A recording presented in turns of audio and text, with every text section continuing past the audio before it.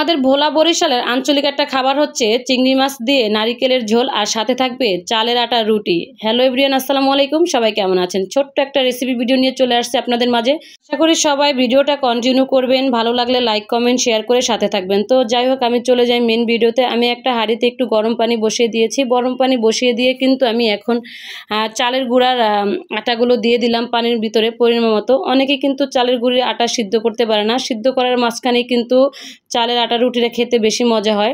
এটা যদি ভালো মতো সিদ্ধ না হয় তাহলে কিন্তু রুটিটা ফোলেও না এবং কি খেতেও কিন্তু মজা লাগে না, চারা চারা হয়ে যায়।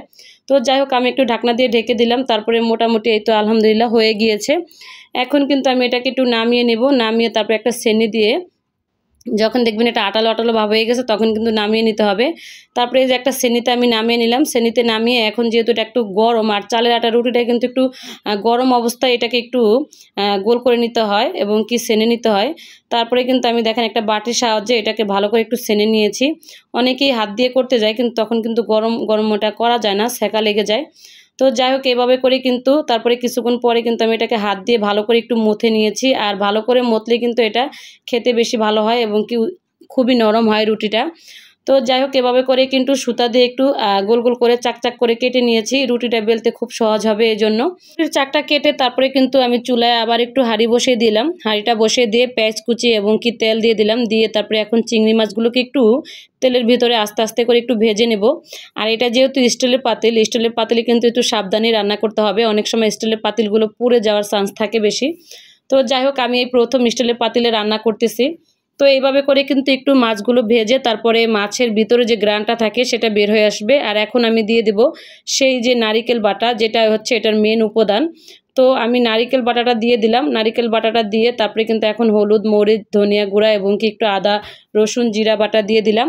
আর দিয়ে দিলাম কয়েক টুকরো এলাচ, দারচিনি আর হচ্ছে আপনার একটু তেজপাতা। তো এটা দিয়ে এখন কিন্তু মশলাটাকে ভালো করে কষাইতে হবে। যতক্ষণ পর্যন্ত উপরের তেলটা ভেসে না আসবে ততক্ষণ পর্যন্ত কষাইতে হবে। নারিকেলের তেলটা কিন্তু কষানোর মাধ্যমেই উপরে ভেসে আসবে।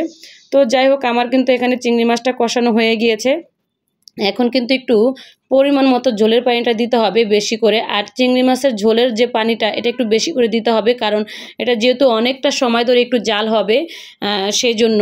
যাই হোক, এই তো ঝোলের কালারটা মোটামুটি চলে আসছে। চিংড়ি মাছের কালারটাও কিন্তু খুবই সুন্দর হয়েছে মাশাআল্লাহ। দেখেন এই তো ঝোলটা একটু মোটামুটি গাঢ় হয়ে গিয়েছে। এর চেয়ে বেশি পাতলা করাও যাবে না এবং কি এর চেয়ে বেশি গাঢ় করলেও খেতে ভালো লাগবে না।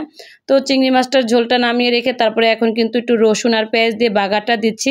আর এই বাগারটা কিন্তু সবচেয়ে বেশি মজা করবে এই চিংড়ি মাছের ঝোলটা খেতে, আর খুবই সুন্দর একটা গ্রান নিয়ে আসবে। তো যাই হোক, আমার মোটামুটি পেঁয়াজ বেরেস্তাটা ভাজা শেষ হয়ে গিয়েছে। এখন কিন্তু হচ্ছে আমি ঝোলের ভিতরে দিয়ে দিলাম। ঝোলের ভিতরে দিয়ে একটু সময় ধরে রেখে নাড়াচাড়া দিয়ে তারপরে কিন্তু আমি নামিয়ে নিব ঝোলটা, কারণ এর চেয়ে বেশি গাঢ় করা যাবে না, তাহলে খেতে কিন্তু আর ভালো লাগবে না, একদম শুকনো শুকনো হয়ে যাবে। আর রুটি দিয়ে কিন্তু ঝোলটা খেতে কিন্তু খুবই মজা হয়, একটু ঝোল ঝোল না থাকলে ভালোও লাগবে না খেতে। তো যাই হোক, ফাইনালি কিন্তু মাশাআল্লাহ এই তো দেখেন কত সুন্দর একটা কালার আসছে, মানে দেখেই মানে মনটা ভরে যাচ্ছে, কত সুন্দর হয়েছে।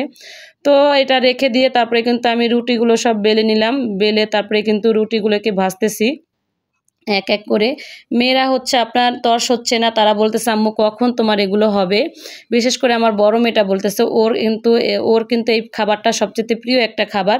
তো যাই হোক, ফাইনালি কিন্তু আমার এগুলো ভাজা হয়ে গিয়েছে রুটিগুলো। মাশাআল্লাহ, রুটিগুলো কিন্তু খুব নরম হয়েছিল, খেতেও অনেক মজা হয়েছিল। তো সবগুলো রুটি ভেজে তারপরে কিন্তু সন্ধ্যাবেলা মেয়েদেরকে খেতে দিয়েছে ওর বাবা সহকারে। মাশাআল্লাহ, খেয়ে বলতেছে অনেক মজা হয়েছে রুটিগুলো। তো ফাইনালি এই একটা লুক, মাশাআল্লাহ দেখেন কত সুন্দর হয়েছে। তো যারা যারা পারবেন বাসায় ট্রাই করে খেয়ে দেখবেন কেমন হয়, অবশ্যই জানাবেন। আজকের ভিডিওটা কেমন হয়েছে সবাই জানাবেন। অসংখ্য ধন্যবাদ, সবাই ভালো থাকবেন, সুস্থ থাকবেন।